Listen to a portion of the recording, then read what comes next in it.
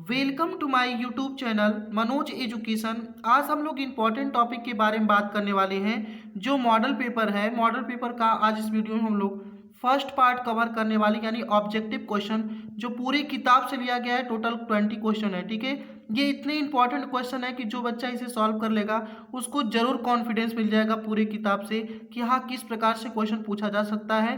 और जब वो ऑप्शनली वाला कर लेगा तो उसे लॉन्ग और शॉर्ट करने में बहुत आसानी हो जाएगी। तो हम आशा करते हैं कि आप देखते हैं कि कमेंट पे आप लोग बताइएगा कि कितने बच्चे 20 क्वेश्चन को बिल्कुल सही जवाब दिए हैं और कितने सही कर पा रहे हैं, ठीक है। तो चलिए कोशिश करते हैं कि क्वेश्चन को डिस्कस कर लेते हैं। यहाँ पहला क्वेश्चन कुछ इस प्रकार से हो जाता है, सर्टोली कोशिकाएं किस हार्मोन द्वारा नियंत्रित होती हैं। तो ऑप्शन दिया गया है जीएच द्वारा यानी ग्रोथ हार्मोन द्वारा, एलएच यानी ल्यूटिनाइजिंग हार्मोन द्वारा, एफएसएच यानी फॉलिकल स्टिमुलेटिंग हार्मोन द्वारा, या प्रोलैक्टिन द्वारा, ठीक है। तो किस हार्मोन द्वारा नियंत्रित होती है, तो इसका राइट आंसर हो जाता है एफएसएच यानी फॉलिकल स्टिमुलेटिंग हार्मोन द्वारा, यानी थर्ड ऑप्शन जो है वो राइट हो जाएगा, ठीक है। देख लीजिए आप लोग। अब यहाँ पे जो सेकेंड क्वेश्चन होने वाला है कि शुक्राणु की प्रक्रिया में शुक्राणु की उत्पत्ति कहाँ से होती है। तो चार ऑप्शन दिया गया है, शुक्र जनक नलिका, या फिर शुक्राणु सहायक नलिका, रक्त वाहिनियों ए और बी यानी फर्स्ट और सेकेंड दोनों से। तो इसमें राइट आंसर क्या हो जाएगा कि शुक्राणु की प्रक्रिया में शुक्राणु की उत्पत्ति कहाँ से होती है, तो शुक्र जनक नलिका द्वारा। तो इसमें क्या हो जाएगा, फर्स्ट ऑप्शन जो है वो सही हो जाएगा।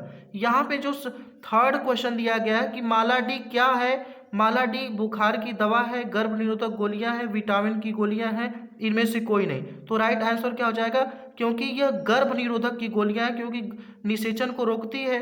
तो इसका सेकेंड ऑप्शन जो हो जाएगा कि गर्भ निरोधक गोलियां हैं, ठीक है। तो ये क्वेश्चन आशा करते हैं कि आपको ये तीनों बिल्कुल आसान होगा, आप समझ में आ गया होगा। चौथा क्वेश्चन है कि ओपेरियन तथा हाल्डेन ने किस सिद्धांत को दिया था, ठीक है। ओपेरियन तथा हाल्डेन ने किस सिद्धांत को दिया था। चार ऑप्शन यहाँ पे दिए गए हैं, प्राकृतिक वर्ण, स्वतः जनन सिद्धांत, रासायनिक विकास का सिद्धांत, अंगों का उपयोग एवं अनुपयोग।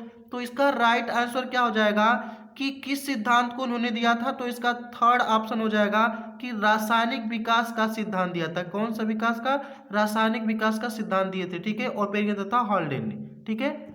यहाँ पे जो पांचवा क्वेश्चन है कि मिलर प्रयोगशाला में क्या बनाए थे। तो methane, amino acid, hydrogen, ammonia, ठीक है। तो मिलर अपने प्रयोगशाला में उन्होंने क्या बनाया था, मेथेन नहीं बनाया था उन्होंने। राइट आंसर जो हो जाता है यहाँ पे अमीनो एसिड, ठीक है, अमीनो एसिड उन्होंने बनाया था, ठीक है। तो इसका सेकेंड ऑप्शन क्या हो जाएगा, राइट हो जाएगा। यहाँ पे 6 जो क्वेश्चन है, यहाँ पे दिया है कि भ्रूणपोष में कितने गुणसूत्र होते हैं। तो n 2n 3n ए और 2 यानी पहला और दूसरा दोनों। यहाँ पे जो छठवां क्वेश्चन हो जाता है कि भ्रूणपोष में कितने गुणसूत्र होते हैं।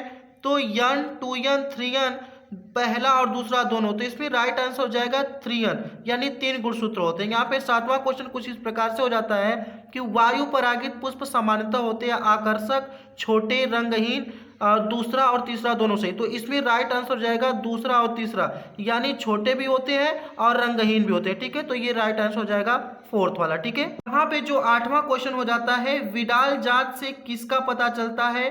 तो पहला ऑप्शन है एड्स, मलेरिया, तपेदिक, टाइफाइड। मैंने बताया था, रोग पढ़ाया था, तो इसमें इसका राइट आंसर क्या हो जाएगा, टाइफाइड, ठीक है।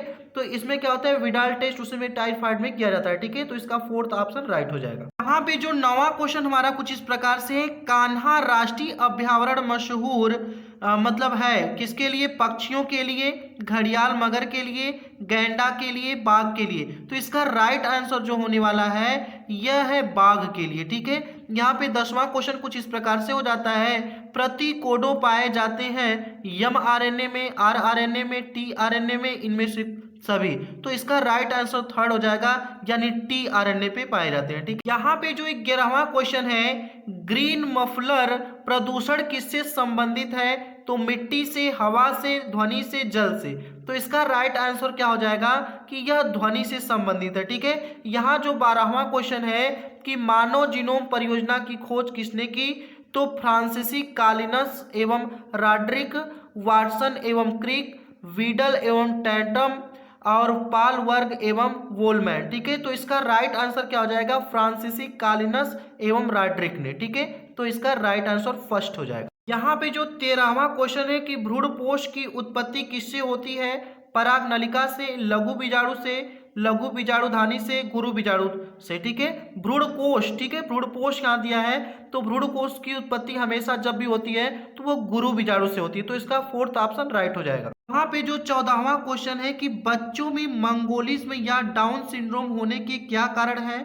नशीली दवा, जीन उत्परिवर्तन, ट्राइसोमी, मोनोसोमी। ठीक है, तो इसका राइट आंसर क्या है? ट्राइसोमी, क्योंकि इसमें गुणसूत्रों की संख्या ट्रिपल एक्स हो जाती है, जिसकी वजह से यह मंगोलिज्म या डाउन सिंड्रोम जैसे रोग से ग्रसित हो जाते हैं। ठीक है, तो इसका राइट आंसर थर्ड।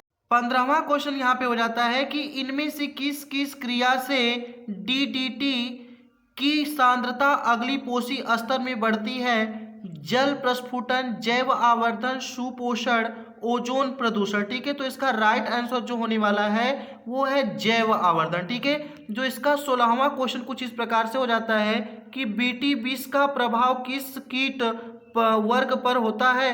तो लेपोडोस्टेरॉन, कोलियोस्टेरॉन और डायोस्टेरॉन और उपयुक्त सभी। तो इसका राइट आंसर जो हो जाता है वो उपयुक्त सभी, यानी लेपेडोस्टेरॉन में भी, कोलिस्टेरॉन में भी, डायोस्टेरॉन में भी। ठीक है, तो इसका राइट आंसर चौथा हो जाता है, सही है। ठीक है, यहाँ 17वां क्वेश्चन कुछ इस प्रकार से हो जाता है कि द्विसंकर क्रॉस में अनुलक्षणीय फिनोटाइप अनुपात होता है 3 संबंधी 1, 1 संबंधी 2 संबंधी 1, 9 संबंधी 7, 9 संबंधी 3 संबंधी 3 संबंधी 1। तो इसका राइट आंसर हो जाएगा चौथा, यानी 9 संबंधी 3 संबंधी 1। ठीक है, ये यहाँ पे जो 18वां क्वेश्चन हो जाता है कि निम्न में से किसे कापट्टी रोकता है? ठीक है, तो रोपण को, निषेचन को, अंडोत्सर्ग को, वीर्यपतन को। जितनी भी युक्तियां होती हैं ये निषेचन को रोकने के लिए रिस्पॉन्सिबल होती है, ताकि आगे जनरेशन मतलब अधिक बच्चे का निर्माण ना हो। ठीक है, तो इसमें जो सेकेंड ऑप्शन है वो सही हो जाएगा, निषेचन को। ठीक है, यहाँ 19वां क्वेश्चन दिया गया है कि कानों पर बाल की बहुलता की जीन पाया जाता है एक्स क्रोमोसोम पर, वाई क्रोमोसोम पर, लिंग निर्धारण क्रोमोसोम पर,